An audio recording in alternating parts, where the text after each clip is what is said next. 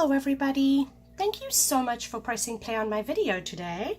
My name is Sharleen from stampwithshar.com and I'm an independent Stampin' Up demonstrator here in the US. I wanted to talk to you today about our pads. Now, these are our old pads and these are our new pads. And the reason why I wanted to talk to you today about this is because I don't know if you knew this. So I recently got the new Stampin' storage and I'm super happy with it.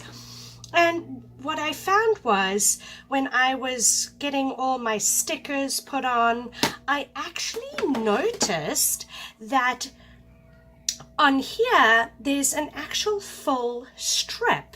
Now, our old ink pads didn't have this. So what would happen was when you were working with colors and the pads were the same, it was very difficult to tell what color was what unless you picked it up to look.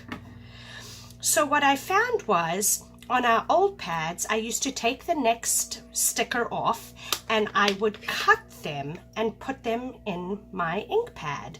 However, the new ones have an actual strip on the bottom. So how cool is this, you guys? So you're able to take that sticker off and place it on the inside of your ink pad. And again, I just discovered this Wednesday. So I thought I would share that with you. All you're going to do is you're going to peel this back.